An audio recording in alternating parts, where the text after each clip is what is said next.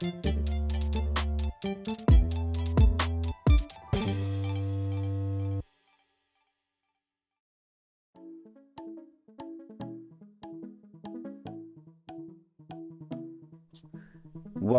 to the BSP, hosted by myself, Viman, and sitting opposite me, Joseph. And today we're going to be delving into essentially how exercise can really improve your academic abilities, and also how extracurricular activities can do the exact same thing.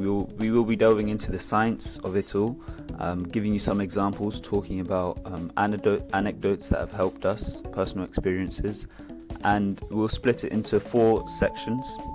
And let's just get straight into it. So, Joe, do you want to give a bit of an intro about who you are, and then I can bounce off of that? Yeah, sure. Yeah, so my name is Joseph, and I'm a final year M.Pharm student. And I'm a 6th form student. I've just finished my GCSEs, and I'm an aspiring medic, so I will be have taken maths, biochemistry, and geography as my AS. But yeah, I think that's enough about us. So if we just go straight in, I think generally people don't understand how physical activity can boost your cognitive abilities, and by cognitive I mean any part of your thinking which is to do with like intellectual activities. So it could be reasoning, it could be remembering stuff, and all of these skills are really essential when it comes to revising and when it comes to academic performances. So I don't think people understand how valuable it is when it comes to learning. And if we just quickly go into the science 100%. of this phenomenon, Yeah, sure. To see how breaking a sweat, whether it's doing cardio or, well, we'll get into that later, but whether it's doing certain types of exercise, how that can improve your memory and improve your learning as a whole. So do you want to start this section off? Yeah, so pretty much, of course, with any form of exercise, we of course will have increased blood flow to the brain, alright? And that will induce a series of benefits with respect to neurotransmitters being released, as well as this, you have other compounds which are released as well. So I think firstly, when carrying out any form of exercise, we have to identify that there's going to be a significant amount of blood flow which is going to be redirected towards the brain, okay? And with that, it will induce some benefits, okay? And as such, it could result in helping to enhance memory, as well as concentration. But I think the main thing out from all of this is that you'll hear this heard a lot, but there's this feel-good neurotransmitter, right, known as serotonin, which is released during this process of carrying out a rigorous workout. And by the end of this workout, you'll feel really and very genuinely accomplished of having carried out that workout in the first place.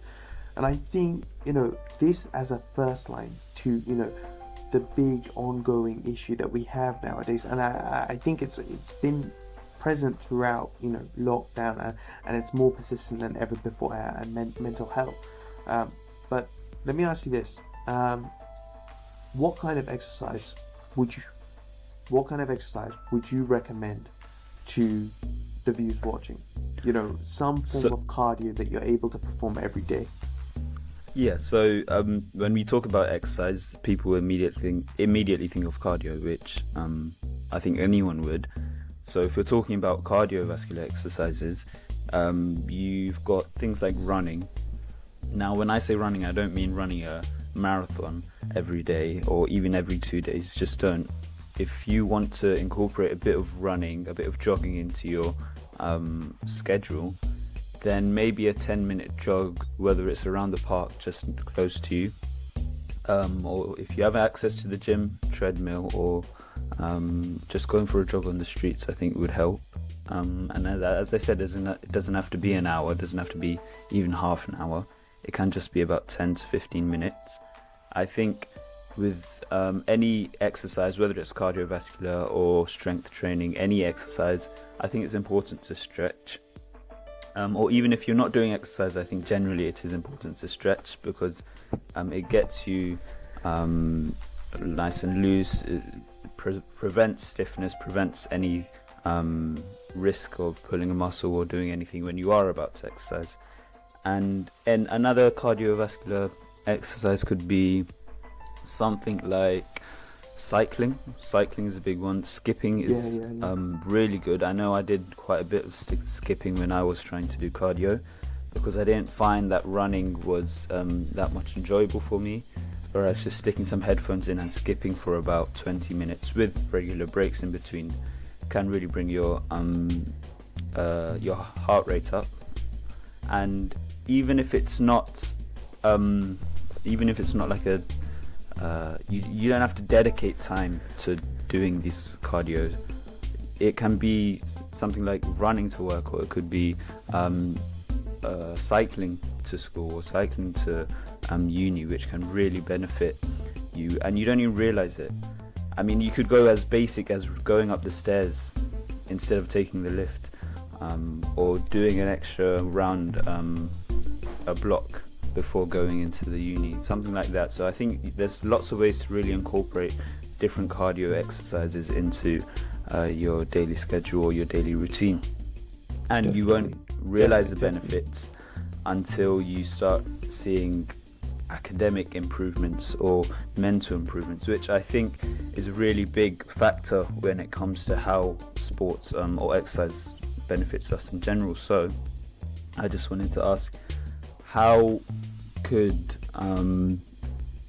so this is if we're moving into a different section now, how could exercise improve us as a whole, do you think, Joe? Do you think it mainly improves us physically, mainly improves us mentally, and if so, how? I think there's several different ways exercise can. Well, I think firstly, exercise can improve several different respects of our day-to-day lives. Firstly, mental well-being, current state and how you can focus and think clearly. Because genuinely, my experience with exercise is that having something to do, whether that would be, as you said, a little jog, or on my, I think I have like a small little spin bike which I have at home as well, so I can use that times when I jump up in the morning, jump up on that bike 5, 10, 15 minutes, or even like if it's incredibly late night, I might even jump on the bike for like 15, 20 minutes while I'm watching something. It's not a matter of like losing weight or anything like that for myself, but I'm looking at it more of a perspective of just getting active, getting the blood pumping, just doing something just for a little bit. But I think the main way that I'm able to vent out a lot of things that I've built tension over the week doing would be playing badminton. That particular sport in and of itself has allowed me to think more clearly, do well in my studies, particularly at university. Doing badminton, especially at university, I do it like 5-6 days a week, between 1 to 2 hours every day. Wow. And it's really genuinely helped, the way I go about certain things, because with it being at the end of the day, around 5 to 6, right? It's a 5 to 6 session every day. You go throughout your day, you have a 9 a.m. early start at university, and then as well as that, you need to make sure that you're staying on top of lectures, assessments, assignments that you possibly might need to do, and then having that free time to just go around just smashing shuttlecocks and just clearing them, and then playing that element of competition really just drives me to win. And although it's friendly competition, I think it's very healthy in that sense. So going back to the point, I think exercise has a huge impact on increasing cortisol levels, being able to make us more calm, and as well as I previously said, exercise really has the ability to increase levels of serotonin. So after a rigorous session of badminton, I'm feeling very accomplished at the end of it. I'm feeling a lot more relaxed, a lot more achieving, as in like a sense of achievement ultimately, because Yeah. I've gone about the whole day. I've successfully done all the assessments that I needed to do that day, and then I've gone out my way to play this badminton sport. Whether I've won or lost any matches, it does not matter to me. But it's the fact that I've just been able just to play with my friends. But yeah, and let me ask you this, V-Man. Okay, now I was just going to quickly say, just very quickly, and I think almost anyone who's done sports before can completely relate to this idea of getting that satisfaction, getting that pleasure from playing sports, and that directly links to the release of dopamine you get when you play sports.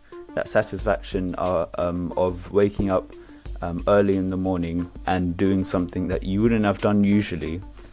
The satisfaction you get after that is, it's unbeatable essentially, and it keeps that motivation going for the rest of the day, if not at least a couple of hours, for you to do the work that you need to do, for you to do that any revision that you need to. It keeps that motivation up, which is a really key thing that people don't realize when they do exercise. And it doesn't have to be something that where you go out of your comfort zone too much. It's inevitable that you are going to go out of your comfort zone, but don't make it like a one-time thing where you wake up early once and then don't do it again. Make it something that fits in really nicely. But yeah, I think that's all I wanted to say, just how much satisfaction you get from exercise, doing the exercise, and how that can give you the motivation to learn for the rest of the day. I think a major point to add on as well is, like we've previously spoken about mental health, we haven't necessarily delved into what exercise can protect you against. I think it's a neuroprotective mechanism. Exercise is a very fascinating mechanism. It's neuroprotective. It protects you against neurodegenerative diseases like dementia, like Alzheimer's. Alzheimer's is a variation of dementia, but with dementia, you have all sorts of different types of dementia as well. You have Lewy body dementia, all sorts of different types.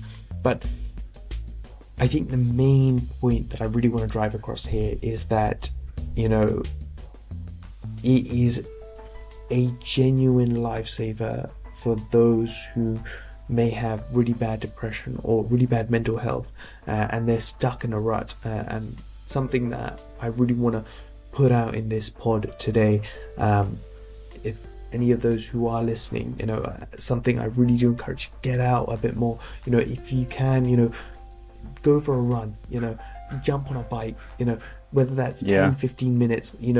The sense of achievement once you've completed that workout, you'll feel a lot better doing that and then coming out of it than you would have then not doing anything at all whatsoever. So I really do encourage those just to get out a bit more. That would be a little bit every day, so maintaining that level of consistency. Of course you have mental health, which is a big issue in and of itself, but as well as this, if you maintain that consistency, you're avoiding developing these neurodegenerative diseases like I've mentioned, and you're ultimately protecting your health and putting your well-being first. And I think something that's huge, like you previously said, with sense of achievement, so on and so forth, I think it's that ability to also hyper focus onto certain subjects. So say for example, you've done a really, like I've done a really good badminton session. After that, it's a lot easier for me to focus. After a really good heavy dinner, right, boom, I'm back on the books. I'm really able to absorb all the information that I have right in front of me.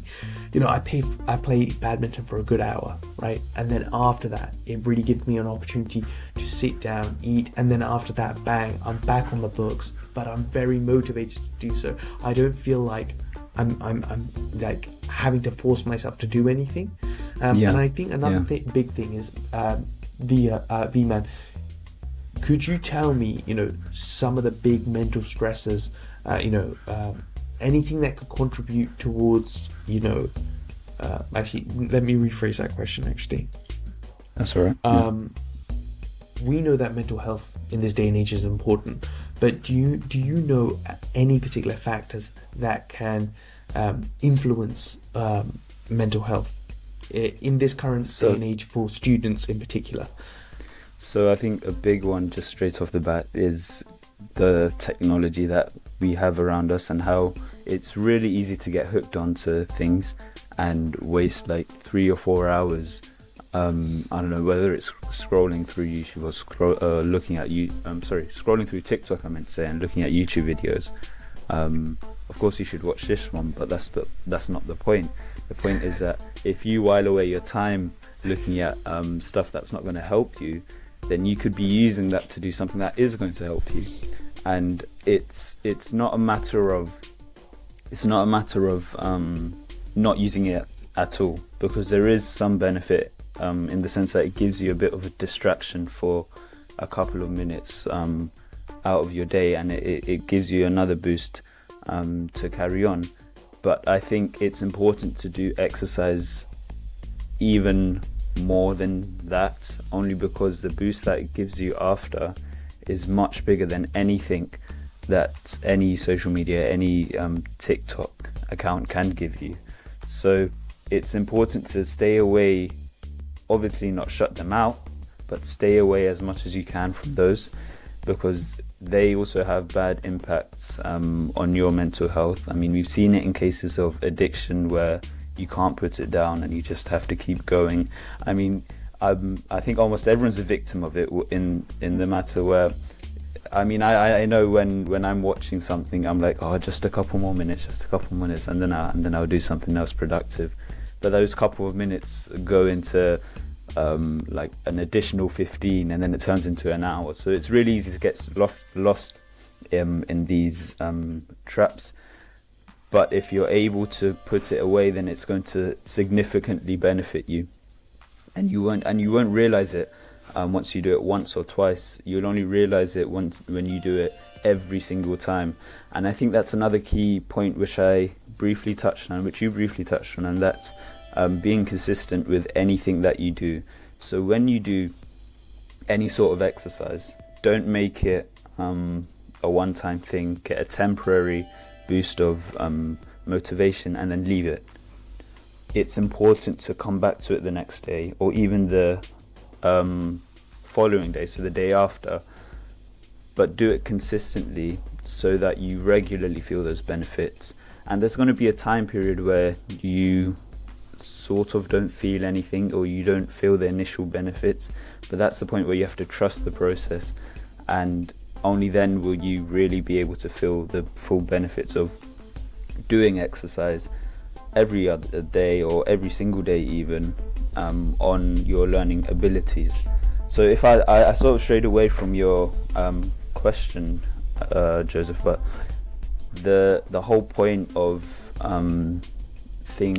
technology is to get you hooked onto it, and that can bring subsequent problems, whether you realize it or not, to your mental health. So if you're able to stay away from those as much as possible, because they're not productive to your physical health, let alone your mental health, if you're able to stay away from those and do something a bit more active, you will feel so much better mentally, because of the release of the hormones that we've spoken about, and because of the motivation and pleasure you get from doing a bit of physical activity. So just give it a try, genuinely give it a try. Do something that you like, which is a big point now, where if you don't want to do something that you hate, do something that you like, give it a try, and you'll see the benefits. Is there anything else that you wanted to say on that topic? Yeah. So I think with respect to particularly in the present day, the stresses that can contribute towards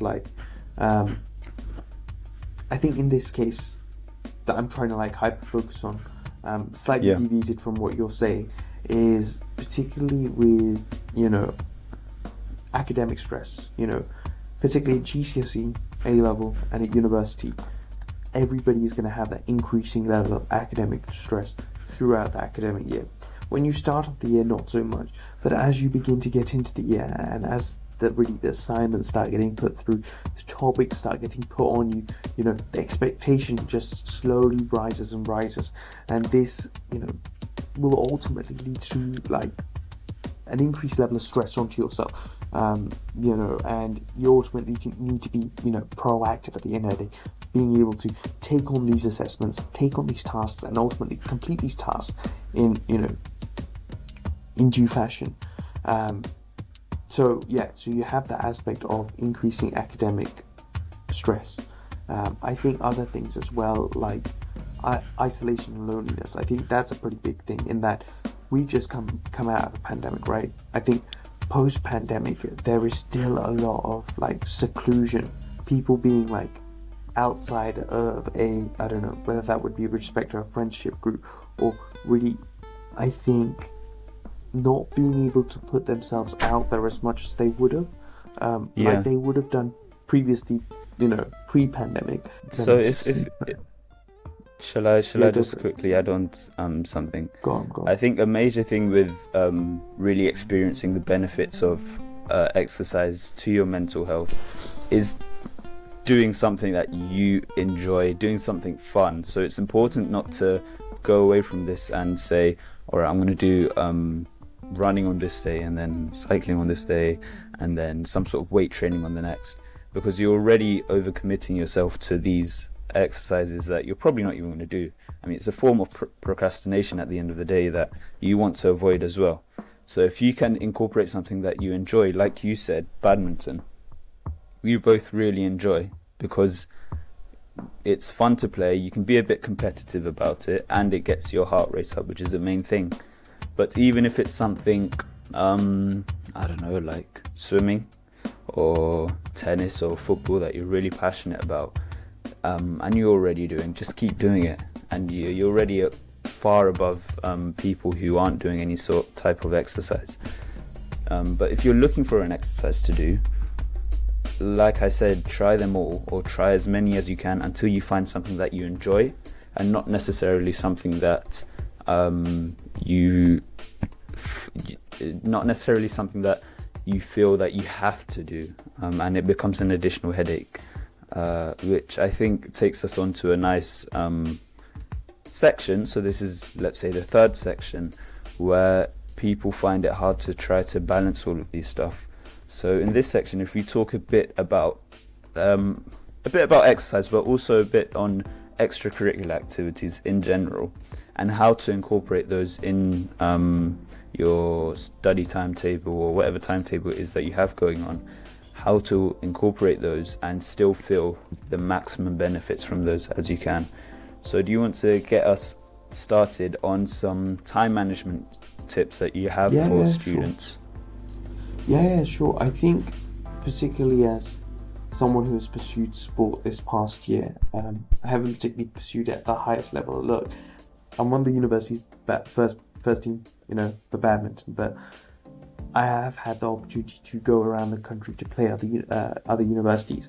But drawing on my experience, I think a huge thing from that was, although I had the opportunity to go down to a different university to play badminton there, I had to take into account that would effectively be my whole day that I would be there for. I'd be there from around like 1 p.m, 2 p.m, all the way till 6 p.m, and then I'd actually get back to my university accommodation and settle down by around 8 p.m, because you have to factor in having dinner, and all that all those good things. I think ultimately, after a long day like that, you're going to be knackered, you're going to be incredibly tired. But something that you can do, particularly if you know that you're going to have a whole day dedicated to a particular activity or an event, I think that's applicable to events as well, social activities. So I think that's something that we should also take into account. So when we say extracurricular activities, we say we are including like social activities as well, whether that would be drinking with your friends or just going out, just doing other things outside of university, outside of academics, professional pursuits. Just being able to plan ahead of time, significantly ahead of time. I don't mean 1 or 2 days. I mean, knowing that you're going to have a whole day dedicated to a particular thing, knowing that you can do, let's say, A, B, and C on Saturday and Sunday, would mean that you would have freed up a lot of the time that you have during the week. it reduces a lot of stress as well. Say you have something due on Thursday, but you want to do it on Wednesday, but you know that you're doing something Wednesday. I think it's more appropriate to just to get that thing done and dusted, out of the way significantly way beforehand, than you just are just met with it, rather than you just being met with a last minute kind of thing. Last minute problem. On a Wednesday night and having to push through last minute.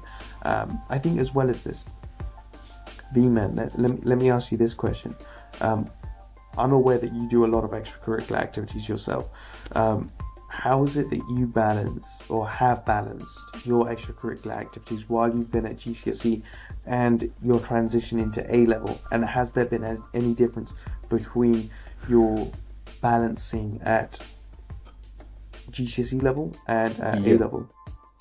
So with GCSEs, I think it's important to say whenever you have any sort of exams, to give your exams priority. I think it's important to say, but it also goes without saying. So if you do have any exams, there's no point in committing to the 3 or 4 extracurricular activities that you have going on already. Leave those aside just for a couple of days or a couple of weeks, focus on your exams and then continue. That's what I did for my GCSEs, and it benefited me because I was able to really focus in and hone in on anything that I wanted to practice or anything that I wanted to revise. But when it came to just like day-to-day things at school, day-to-day activities at school, my extracurricular activities were lucky, or I was lucky in the sense that my activities had like a set day and time, which I knew, okay, I need to allocate this time every day or every other day or a couple times a week to this extracurricular activities. And I think it's important to do that, because if you immediately go with the mindset thinking, those are extra things that I don't need to prioritize, then you're not going to be able to get those full benefits that we were talking about. So most of the extracurricular stuff that I do is sports, like karate, which I have dedicated quite a bit of time to doing. And like you said, you do that as well, Joel, you used to. So I know, I'm sure you understand when I say doing something like a martial art or doing something that gets your heart rate up and your awareness, it increases your awareness. Doing something like that can really help you to relax. It sounds funny, but it can help you to relax. I mean, I know a lot of people laugh when people say you can punch your problems away, which is quite literally the case with doing any sort of martial art. I think another one I did, like I said, there was sports-based, but another one I did was badminton. It was every weekend. I played it for fun. I didn't play it professionally. And that helped me again. I used to play it with friends as well, so it was a social activity kind of thing. But I always made sure that it didn't get in the way of any academic activity that I planned to do. So for instance, if I had like a biology project that I knew I could only do on the weekend, I would dedicate more time than I need to that biology project, so that I'm not taking away from any of the quality that I would put into that biology project, if you see what I mean. So if I was to only say, okay, I'm going to dedicate 1 hour over the weekend, and I know that's not enough time, then why would I want to do that when it could take away from how good that biology project is? I'm all over the place at the moment, but if you can see what I'm trying to say, where you don't want to do activities which are going to affect your academic performance, because that's the very opposite of what we're trying to get to in this episode. But I think just when it comes to managing your time with extracurricular activities, be smart with it and don't let it get into the way of your academic stuff. Is there anything that you wanted to add on to that? I'm glad you asked. Actually, in fact, I think it's incredibly huge. I think firstly, whether you're I think in all aspects, whether you're at GCSE, A-level or a university student, the type of extracurricular activity you choose has to be, let's say, relative in that has to be, number one, appropriate in the time that you can invest into it, and then know that you can get as much that you as you put into it out. Okay, you know what? I'm marking now. I'm taking that's well. Okay, relative. What the hell do I mean? Theory of relativity. E equals mc squared. What am I talking about? All right. Let me put it to you like this. I think it's incredibly important to choose a specific activity, a specific exercise or extracurricular that suits your lifestyle, particularly whether that would be at GCSE, A-level, or even at university. I think it'd be most applicable at university personally, because something like go-kart, for example, I feel like could take a lot of time out of my day, and I know universities do offer that. Something like badminton, for example, I rock up to the session with a flipping badminton racket in my bag, go around, hit a few shuttlecocks, bang, bang, bang, win all my games, come out with a big W on top. Listen, yeah. Not all of them, but I think one day we're gonna have to live stream a match or something. Yeah, we might have to. Yeah. You're piping up a bit too much, all right? I'm just trying to be humble and respectful.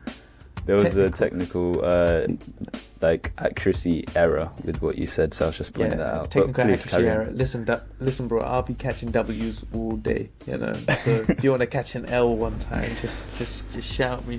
I think it's huge when you choose a specific extracurricular that, number one, that you can stay consistent with it, and number two, that you can get a lot out of your extracurricular. There are lots of cardiovascular benefits with badminton. I feel like I'm just throwing badminton down everybody's throat right now, but look, it can be any I think it's activity. Underrated. It's really underrated. Underrated sport. Whenever I see people playing badminton for fun, they're just knocking it about. But if you really try to make the other person move, it can be really beneficial. So it's definitely underrated. Yeah. It's crazy how you just said that. With running and cycling. Crazy. Now it's crazy how you just said that. It's like you're basically pretty much saying that you're better than everyone. The way that you've kind of put it. I have not said anybody that. that you basically no. It's just like hitting it around. No, it's just it's. I mean, I've seen people like that where they just tap it over the net. That's not what crazy. That's not what I'm talking about. When you want, if you but that's not what people need to do if they want to get their heart rate up. You need to really put everything into it when you play a sport. It's not a matter of just doing it half-heartedly. I think that's the case with anything. It goes with anything. Just put yourself into it. That's a bit wild. Give it everything you've got. You're not going to be perfect when you start, but bit of a mad controversial statement right there. Anybody who plays badminton, anybody that V-Man has seen play badminton, that's what he thinks of you guys. That's not what I've said. That's not what I've said. No. That's okay. Don't get my words twisted. Okay. Yeah, that's crazy. That's good. I'm playing. All I'm saying. No. All I'm saying. It comes from a good place. place. Okay. Yeah. Okay. All right, everybody is bad at badminton. Okay, let's move on. Okay, right, let me finish what it is that I want to say as well. Okay, please. I think being able to also strike a balance between your academics and your extracurriculars, that it's more seamless in the transition. So you've done a really long shift, or whether that would be respect to work as well. You could have done a really long shift on the weekend on a part-time job, and you want something that you can just get some steam out. Bang. Go play a bit of badminton, bang, go for a run, get that heart rate up, or even go for a swim. If you do have access to these kinds of facilities, I do highly recommend that you just utilize it. I think it's huge. Again, just to stay consistent with anything that you do, and as well as this, there's so many different time management strategies that you can go about managing your day-to-day lives. But I think always planning in advance the things that you want to do and when you want to do it, and just making sure that, okay, on this particular day I'm doing so and so thing. Say for example swimming, and that swimming is going to take a lot out of it, as in a lot out of the day, because number one, you need to prepare for it, you need to travel there, then you need to get changed, then you go for a swim, then you need to get dry. Okay, you need to get dry, and then you hop in your car or whatever, you drive back, you put your feet up, and then you have something to eat. I think just think about how long it is each activity is ultimately going to take you, and how much time it's going to take out of your day to pursue that activity. But I think when it comes with balancing the amount of time you put into extracurricular activities, when it comes to balancing that, it's important not to do one that takes a chunk out of your day. So don't be like, I'm going to do swimming. So I'm just going off your example. I'm going to do swimming for an hour, because you're realistically not. It's going, like you said, you have all of those things you need to do to prepare yourself in advance. Exactly.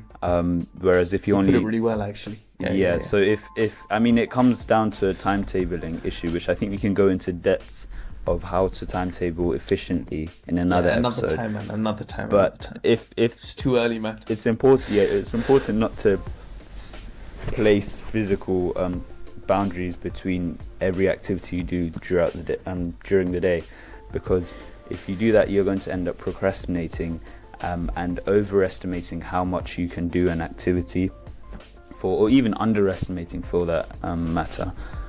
So I just wanted to add that point in about timetabling. Yeah, pretty much. I feel as though we've covered all the points necessary, particularly with the aspect of timetabling, being able to effectively manage and balance extracurricular activities alongside academic and professional pursuits, whether that would be respect to, working a full-time job, working a part-time job, or even being a full-time student, whether that would be at GCSE, A-level, or even while you're at university. But I think this perfectly leads us on to how it is that we need to make the most of, or essentially maximize, study time with exercise strategies. You guys are probably thinking, well, what is it? What do you mean? What do you mean when you say like maximize your study time with your exercise strategies? I think we briefly touched on it in the previous topic, but just to elaborate on this further, you need to be able to, number one, be effective in the types of exercises that you carry out, and as well as this, you want to make sure that you are, when you are studying, that you're actively studying, and not passive studying, because passive studying is something like just looking at a book, writing down a lot of what it is that you have right in front of you. Active studying is where you're taking on the information. Say, when I actively study, number one, I watch through a lecture. I watch through 5 to 10 minutes worth of the lecture, and as I go through the lecture, I'm writing down questions that the lecturers ultimately told me about, pharmaceutical formulations on a tablet, for example, and I'd make the effort to write these questions about these tablets and then create like a question answer basis. So towards the end of the lecture, I'm able to reflect on these questions and look, okay, these are the questions, these are the answers, and it's more like a recall basis, right? Yeah. So I'm actively having to recall the information of the resource I've ultimately created within that hour to 2 hours that I've sat in front of that lecture watching, and that's a perfect example of active studying as opposed to passive studying. V-Man, let me ask you a question. Do you have any advice, personal advice to the audience on, having carried out your extracurricular activities, how it is that the extracurricular activities has kind of influenced you to, academically perform better, So I did say before where most of my extracurricular stuff was sports, and the main benefit I found there was being able to relax and being able to be in a comfortable environment where I knew everyone was there for the same reason, which is to release some of that stress from all of their work, whether it's schoolwork or actual work, just to release all of that stress by doing an hour of physical activity. It was really good. But there was also a social aspect to some of the activities I did, and that was to just speak to friends that I had there, go over, just a simple like, how was your day, or how did you find your first day at sixth form, or something like that, where I was myself able to reflect. I think was a really good way of realizing how much I got out from my studies and how much I got out from my lessons. So it was really good for me to reflect on my studies, but also not push them away, but move away from them temporarily to do a bit of physical exercise, which has loads of impacts, like you've said before. I think also just trying to do as much extracurricular activities that give you the physical and social and mental benefits as well. It will really help with your academic success. But that's all I wanted to talk about, physical, incorporating that stuff into your timetable. Is there anything else? Yeah, I feel like having to integrate, like, we've kind of already touched on this in our previous topic, but there has to be some form of seamless integration with respect to the extracurricular activity that you're carrying out and the academic, and your academic or full-time job that you currently have, or, because GCSE, A-level or uni student, or even part-time for that matter. It's going to be difficult to find that time of the day to go out, have that extracurricular activity or carry out that particular exercise, and then still be able to come back and still be able to have time, because for the vast majority of us, we all lead incredibly busy, overstimulating lives. We're constantly doing something. We're always occupied, and it's very difficult to find the time day just to let it out. What am I saying? What are you gonna let out? No, like let out the stress. You know what you're saying. I think you're overthinking it. So that's a good one. Actually, I'm gonna say that now. I'm just sorting the clip. All right, so let it out. So letting out the stress. Relieving yourself of the pressure and burden or the tension that you would have created during the day. Ultimately. So I think that kind of rounds off maximizing, study time with kind of like exercise strategies as well. So I think this perfectly leads us on to summarizing what it is that we kind of covered in this episode. Although we kind of briefly touched on the science, and I do apologize that, guys. I think in another podcast episode, I'd really like to dive in a bit more into high value habits.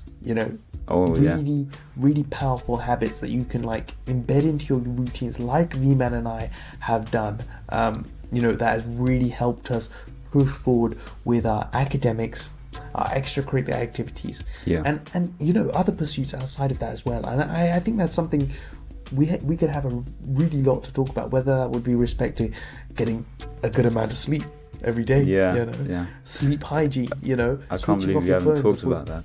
I think that's huge, but again, I think that's a whole nother topic of its own. It is, and I just want to apologize. I feel like I could have just gone into the science all day about this sort of thing, but we touched on the science here, and I think it's huge as well.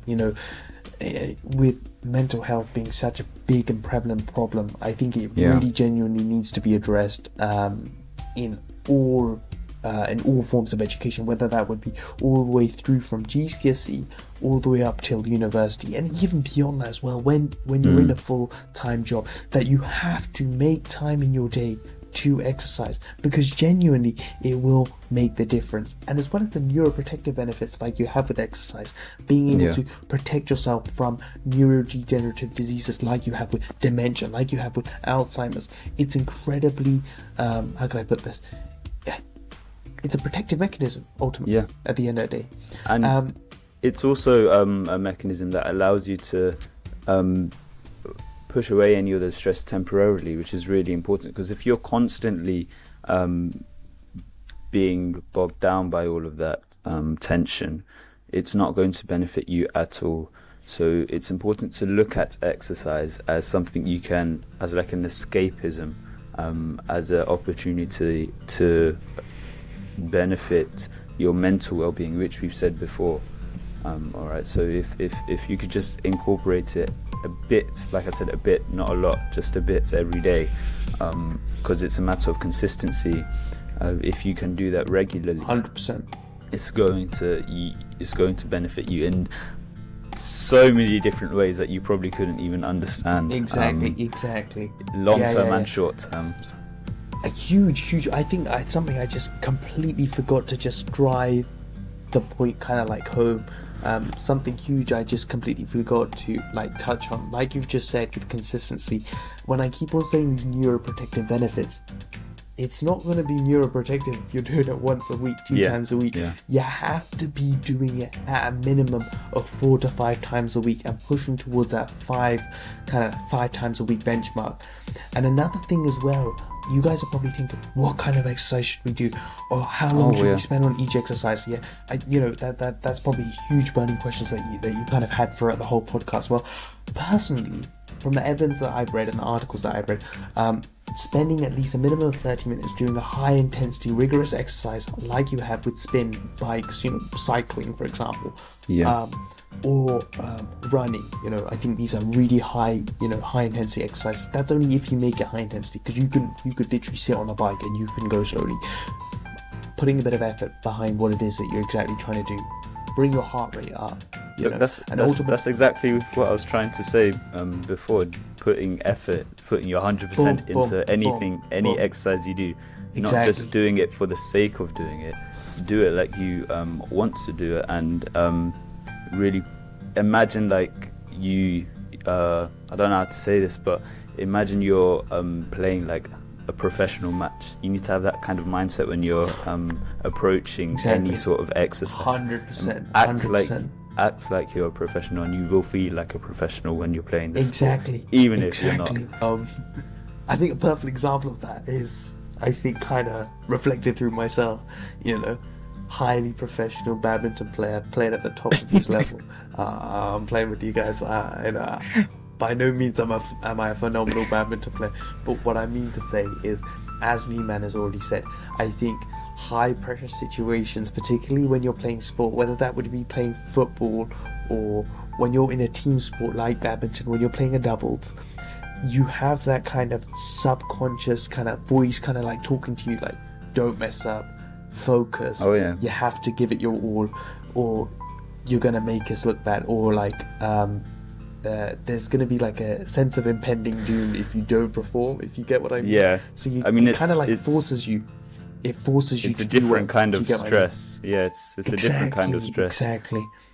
Yeah. And 100%. I feel like we could just carry on talking all day about this, but I think the main point I'm really trying to drive home, particularly with team sports, is how it can really influence and switch up your mindset with the kind of energy that you kind of invest. So like you've previously said, 100% investment to any sport that you do. And I think it's far easier to do that when you're kind of like playing a team sport. So that's something I really do think that you guys should think about or take on. Well, there's nothing else that I wanted to add on.